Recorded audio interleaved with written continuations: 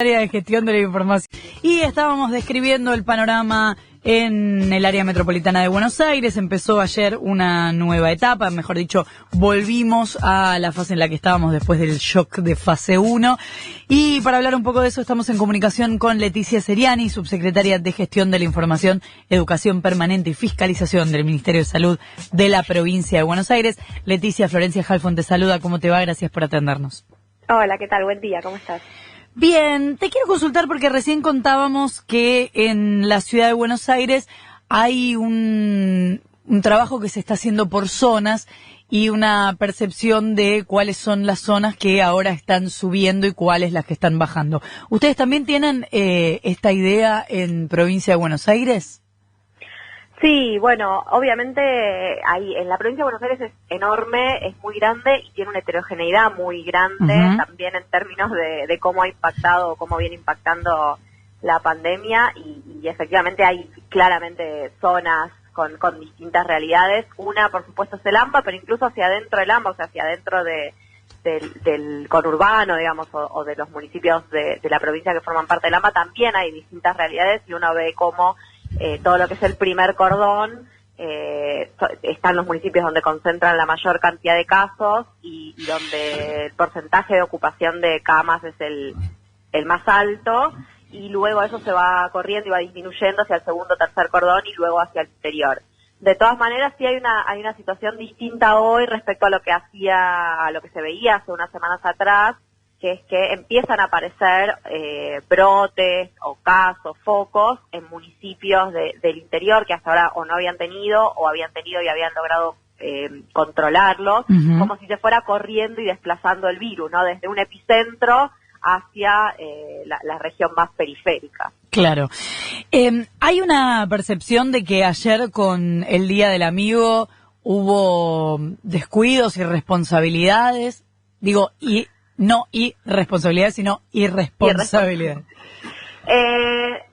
Vamos a tener que ver en los próximos días a ver qué pasa. Sí, notamos, y no solo desde ayer, sino desde el fin de semana particularmente, que ha aumentado la movilidad, la salida. En realidad nos hemos encontrado con imágenes de gente reunida en plazas, en espacios al aire libre. No sabemos qué pasó ayer en términos de reuniones que hayan podido suceder hacia adentro de casas o de lugares cerrados, y que eso solo vamos a saber de acá a 10, 15 días cuando veamos si el número de contagios ha variado respecto a lo que venía o si se produce un salto muy grande.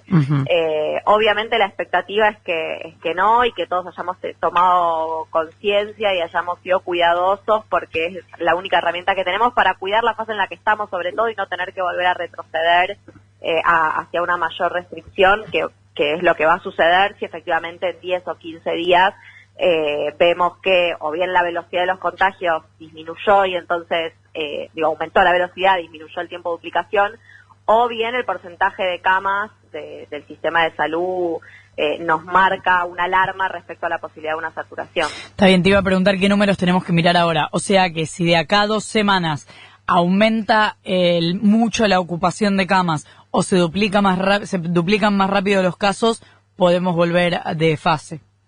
Sí, nosotros hoy estamos, en estas 2 semanas que tuvimos de restricción, hemos logrado aumentar el tiempo de duplicación, al menos en el conurbano de la provincia. En junio teníamos un tiempo de duplicación de 12 y ahora estamos un poquito arriba de 20. Para eso sirvió ese retroceso de fase. Hemos logrado que se mantenga estable la ocupación de camas alrededor de un 60%. Lo que pasa es que ese 60% es un número alto de ocupación, y del mismo modo, si bien la velocidad se redujo, seguimos con un número elevado de casos. Entonces no es que hay un margen muy grande, y va a depender mucho de que efectivamente esta fase 3 sea una fase 3 y no se convierta en una fase 4 o 5 con la gente saliendo, reuniéndose. Claro. Porque si esa es la situación, no va a haber otro camino que volver a restringir.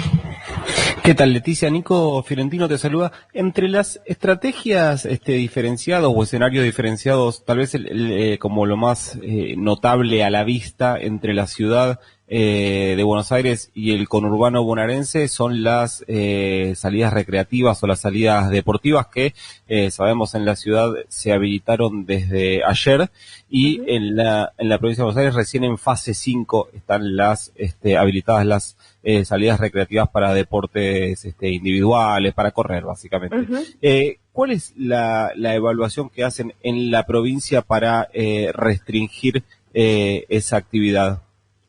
Tiene que ver con esto que decían. A ver, no es que particularmente el salir a correr, si uno lo hace con la distancia necesaria, con los cuidados necesarios, el salir a correr en sí mismo no es una actividad riesgosa, porque además es una actividad que se hace al aire libre, que se hace en general individualmente.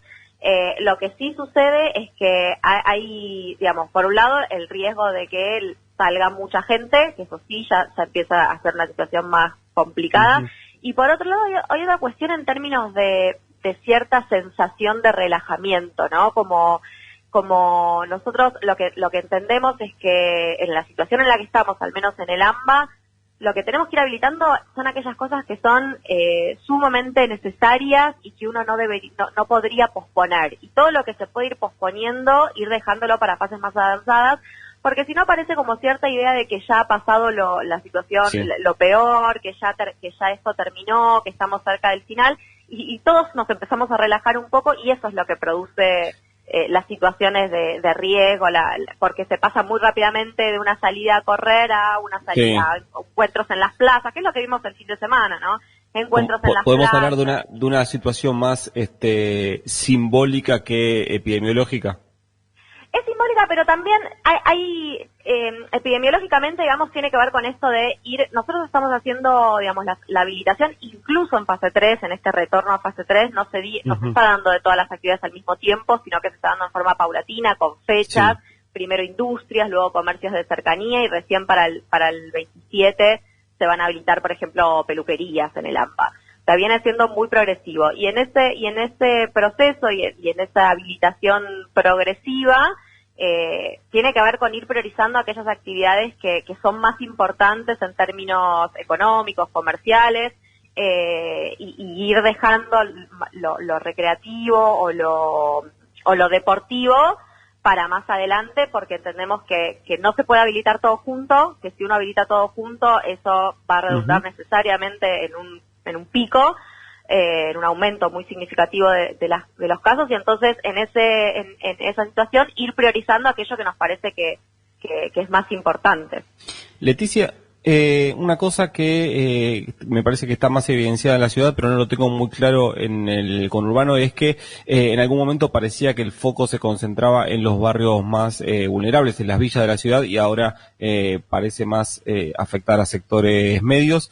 En el conurbano bonaerense pasa algo similar, porque nos quedó, o por lo menos me quedó personalmente un poco lejana la situación de Villa Azul, como si hubiese sido ese pico, pero el virus hubiese mutado a otro sector ahora.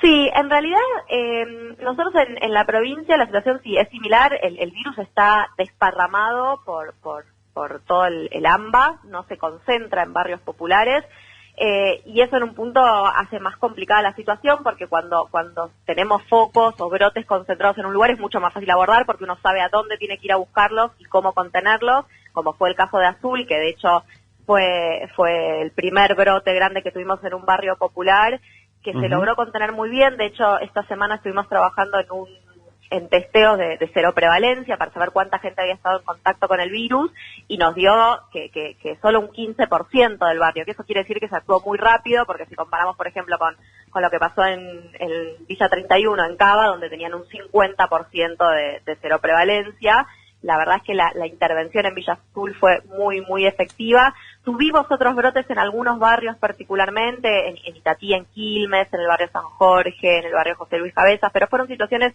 muy puntuales que se contuvieron, y hoy por supuesto que hay casos en barrios populares, pero de la misma manera que aparecen en otros barrios, digamos, ¿no? Sin esa gran concentración que implique un abordaje más de cierre o de aislamiento comunitario del barrio. No hemos tenido que volver a esas situaciones.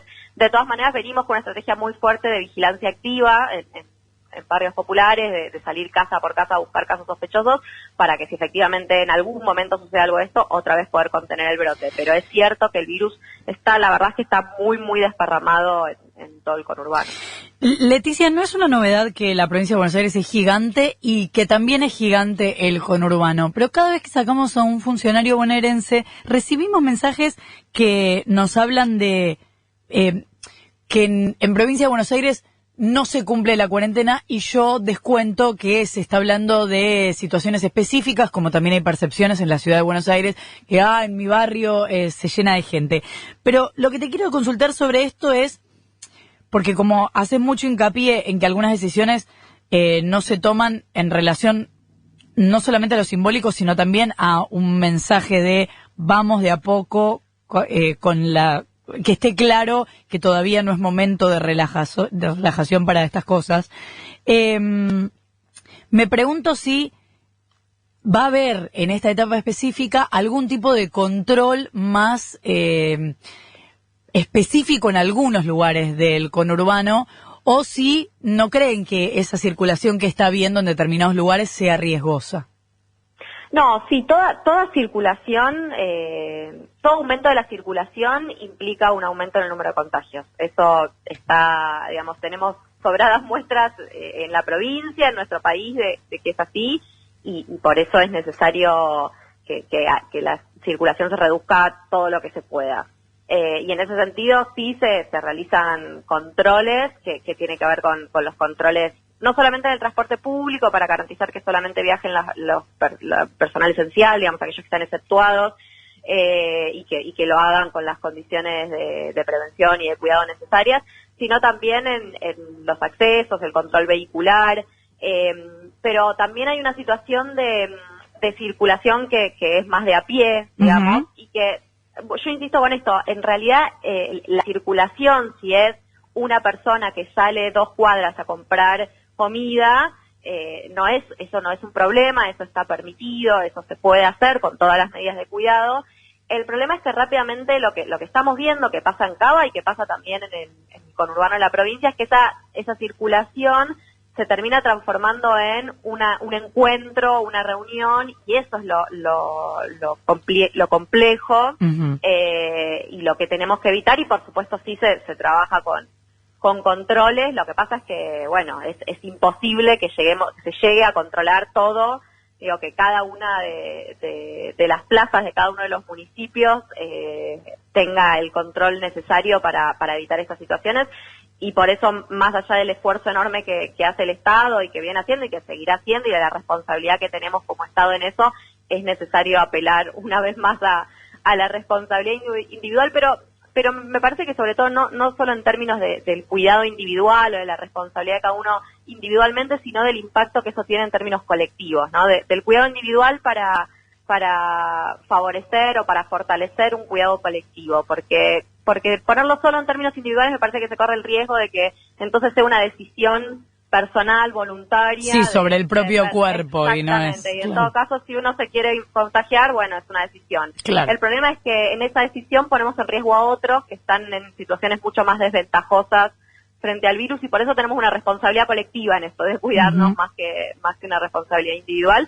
Y hay que hacer todo eso junto, ¿no? El Estado, la presencia del Estado para garantizar que se cumple el aislamiento, para acompañar aquellas situaciones que es necesario acompañar, y también, bueno, esta responsabilidad colectiva y ciudadana que todos tenemos que conservar y que seguir sosteniendo, y este esfuerzo enorme que venimos haciendo y que hay que seguir sosteniéndolo, porque todavía nos queda un camino muy largo por delante, estamos lejos del fin de la pandemia. Así que, y lo único además que tenemos hoy por hoy para evitar situaciones que queremos evitar en nuestro país es el aislamiento. No tenemos vacuna, no hay tratamiento, así que la única estrategia que podemos llevar adelante es la de cuidarnos mucho y quedarnos en nuestras casas y salir solo para aquello que sea imprescindible. Bueno, así como nos escriben para una cosa, también nos escriben para la otra, y te digo que escriben exalumnos tuyos que celebran mucho la nota.